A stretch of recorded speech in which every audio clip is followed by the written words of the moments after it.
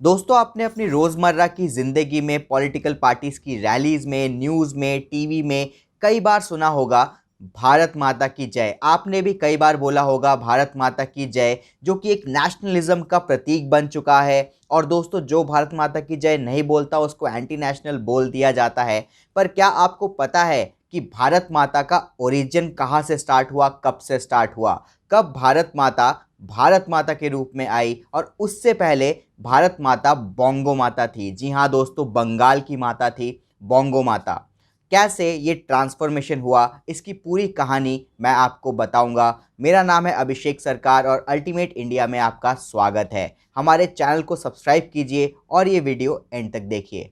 दोस्तों, इंडिया में हमेशा से ही हर एक गांव को किसी न किसी देवी के रूप में देखा जाता था और हर एक गांव की कोई ना कोई ग्राम देवी होती थी। जैसे कि मुंबई जब गांव था, जो बहुत सारे गांव मिलके मुंबई बना, उनकी देवी थी मुंबा देवी। चंडीगढ़ की देवी थी चंडी देवी। और जो कोलकाता है वो 3 गांव को मिला के बना है। उसमें से एक गांव था कलिकता, जिसकी देवी थी काली माता। तो हमेशा से ही हमारे यहाँ हर एक ग्राम की कोई ना कोई देवी होती थी।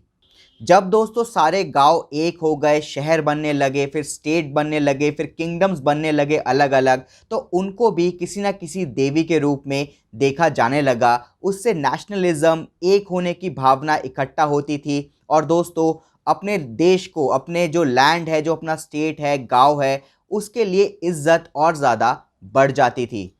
सबसे पहले दोस्तों 1882 में बंकिम चंद्र चट्टोपाध्याय का एक उपन्यास आया था, आनंद मठ। आनंद मठ में सबसे पहले वंदे मातरम का जिक्र हुआ था। यानी कि जो अपना लैंड है, अपना देश है, उसको माता के रूप में बताया गया था। पर दोस्तों वो बंगाली में था।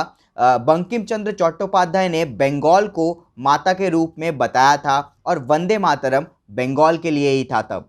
उसके बाद दोस्तों 1905 में जैसे ही बंगाल का विभाजन होने लगा 2 हिस्सों में, तभी अवनींद्रनाथ टैगोर ने बोंगो माता की कल्पना की। जी हाँ दोस्तों, अवनींद्रनाथ टैगोर ने जो बोंगो माता की कल्पना की थी वो कोई भगवान नहीं थी। वो नॉर्मल बंगाल की माँ थी, बंगाल की आम नारी थी, जिसकी इज्जत हिंदू, मुस्लिम, सिख, ईसाई सब करते थे। बोंगो माता की तस्वीर बनाने का उद्देश्य ये था कि बंगाल के सारे लोग अपने जो लैंड है, अपनी जो ज़मीन है, जो बंगाल है, उसको अपनी माँ की तरह देखे और बंगाल को विभाजन होने से रोक दे। सब इकट्ठा हो जाए, इकट्ठा होकर अपनी माँ की रक्षा करे अंग्रेज़ों से और विभाजन ना होने दे, बंटवारा ना होने दे। उस समय दोस्तों अवनींद्रनाथ टैगोर ने जो बोंगो माता की फ़ोटो बनाई थी, तस्वीर बनाई थी वाटर कलर से, उसमें शिक्षा यानी कि किताब थी उनके हाथ में, दीक्षा यानी रुद्राक्ष की माला थी उनके हाथ में, उनके हाथ में धान था, जो वीट होता है, धान था। और दोस्तों कपड़ा था उनके हाथ में। ना कोई हथियार था, ना उनके सर पे कोई मुकुट था, ना झंडा था, ना ही गहने थे, कुछ भी नहीं था। नॉर्मल बंगाल की नारी, शिक्षा, दीक्षा, कपड़ा और दोस्तों धान यानी खाना था। उसके बाद जैसे जैसे ये तस्वीर बंगाल से बाहर गई, ये भारत माता बनती गई। अलग अलग लोगों ने अपने हिसाब से अलग अलग तस्वीर बनानी शुरू की भारत माता की।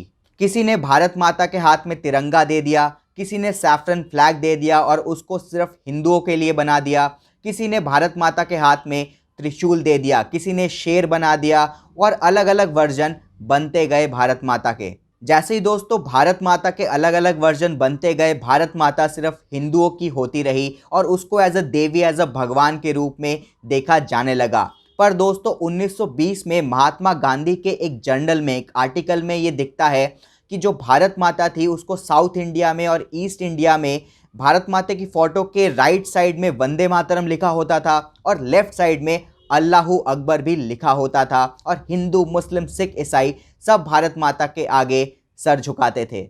स्वदेशी आंदोलन के दौरान भारत माता की तस्वीर और भारत माता की जय का बहुत इस्तेमाल किया गया और नेशनलिज्म को पूरे भारत में ज़ोरों शोरों से बढ़ाया गया। पर नेशनलिज्म का यहाँ पे एक अच्छी बात थी कि सब लोग इसमें शामिल थे।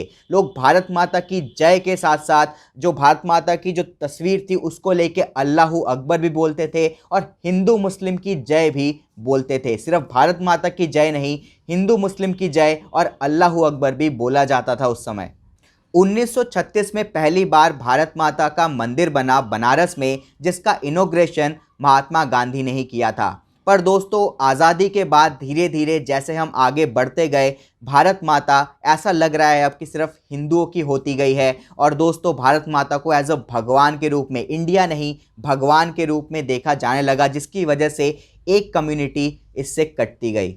अभी दोस्तों, हमें ये समझना पड़ेगा कि देशभक्ति दिखाने का तरीका सबके लिए अलग अलग हो सकता है। सब लोग अपने देश के लिए काम करते हैं, देशभक्ति दिखाते हैं अपने अपने अंदाज से, अपने अपने तरीके से। ज़रूरी नहीं है कि जो भारत माता की जय बोलेगा वही सच्चा देशभक्त है। आप कुछ भी बोल सकते हैं, आप जय हिंद बोल सकते हैं, आप वंदे मातरम बोल सकते हैं, आप कुछ भी बोल सकते हैं, सारे जहाँ से अच्छा हिंदुस्तान हमारा बोल सकते हैं। जो भी मेरे हिसाब से तो बोलने की भी आपको ज़रूरत नहीं है। आप देश के लिए अच्छा काम करिए, वही सच्चा देशभक्ति है। दोस्तों, और ऐसे वीडियोस देखने के लिए सब्सक्राइब करें हमारे चैनल को। जय हिंद दोस्तों।